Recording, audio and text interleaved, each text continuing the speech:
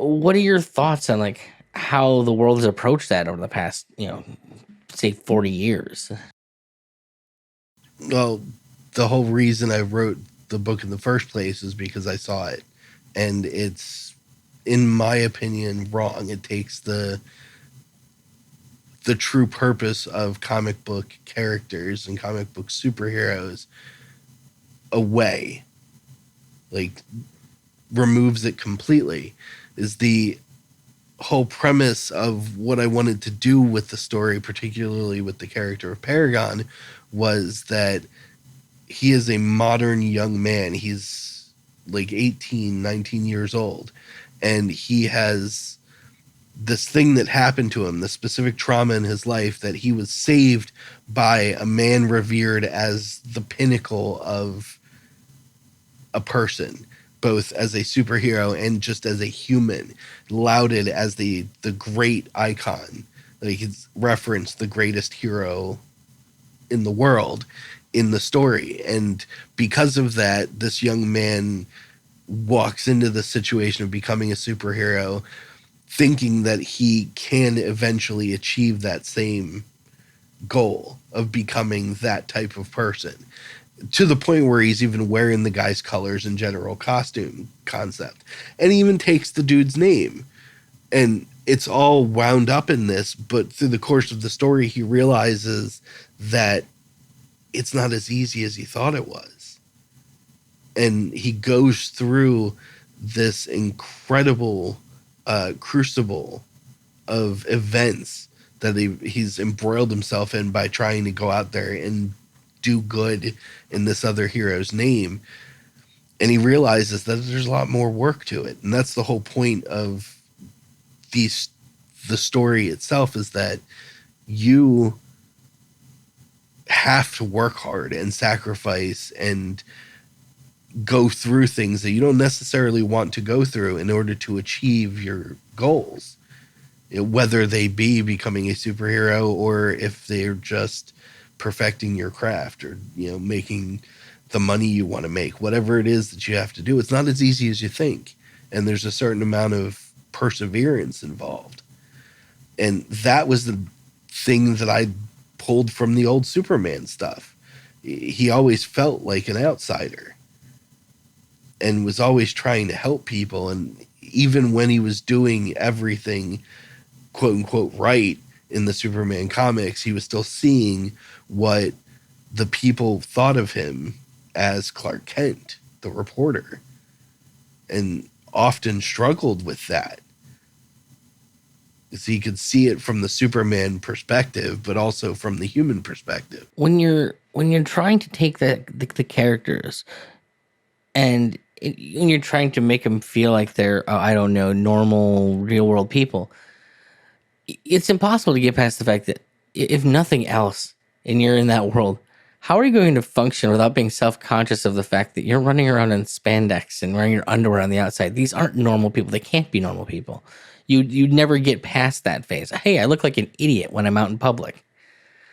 It's a special class. It's a special thing that you have that can't be in real world because it has to get past just simple stuff like that. Yeah, I covered that with the creating of costumes in the book. The Paragon character, Dasani, was gung ho about the costume thing, and one of the other characters, James, who his power is very bizarre and unique, and people seem to like it really, like, a lot. He questioned the need for a costume to begin with. Like, why do I need to look like this in order to do anything? Like, this is kind of stupid. And the third character, Amy, her concern was something that I've always wondered about in comic books when it came to superhero costumes, which is the hypersexualization of women in superhero costumes.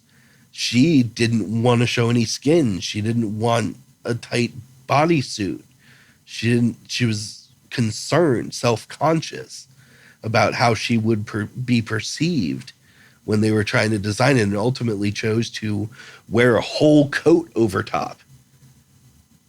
And that was something that I thought was necessary realism in a modern context, but still trying to answer the question of, capes and cowls.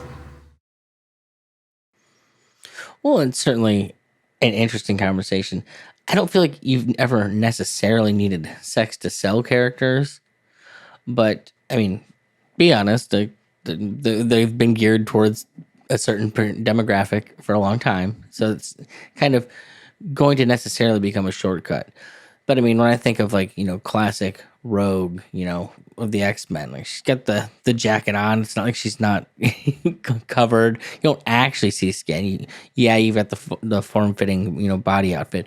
But a lot of that, as has been talked about, stems from the fact that we're talking about, what essentially are these fictionalized deities.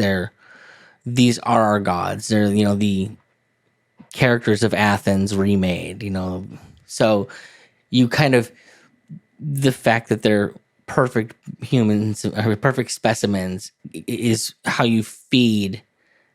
Like, if you saw, like, that's why no one believes the fat cupcake eating girl from the New Warriors or whatever it was as a superhero, because that's showing an imperfection in your humanity. You're not living up to the standard of everything being perfect. That's why the Blob was a bad guy in the X-Men, because he represented things being out of whack. It's, and if we're focusing on the fact that, superheroes were trying to make these perfect, beings living on Atlantis living on, Mount, whatever the hell it is. I don't remember offhand, but, then you're screwing it up by not allowing them to be that. I mean, in if you really actually deep dive into the mythologies, there were outliers. Hephaestus was written to be quite ugly and deformed and kind of a mess, but he was also extremely talented at what he did, and it was sort of a give and take. But the character of Hephaestus was written for tragedy. That was the purpose, and as far as those myths were concerned, so certain tropes fit in context. Part of the problem with modern situations is that people are trying to ham-fistedly shove, a square peg and like through the tiniest of round holes and just smashing through the box to do so. And that makes a complete mess. It just won't work no matter how hard they try. Well, like I said, there's a reason archetypes work. It's because structurally your brain understands them, and like we could get into the language and linguistic reasons for all of that. But I mean, we've naturally evolved with these. That's stories. A much longer conversation. Yeah, like we've evolved with stories for thousands of years, and there's a reason certain things work. Like, I mean, it's one of the reasons I tell authors they need to focus so much on characters, because the bottom line is you're telling a story. There's like one, I've heard you can literally boil it down to one story. I think 4 is sufficient. There's only 4 stories you can tell, period. Everything is an embellishment on those 4 core stories. And some people will reduce it just to the one if you follow, like, reduce the story enough. But the thing that is the human element. How do you connect with all of these stories? What is the avatar through which you're going to live those stories? And it's why understanding characterization in a story is so important, because if you don't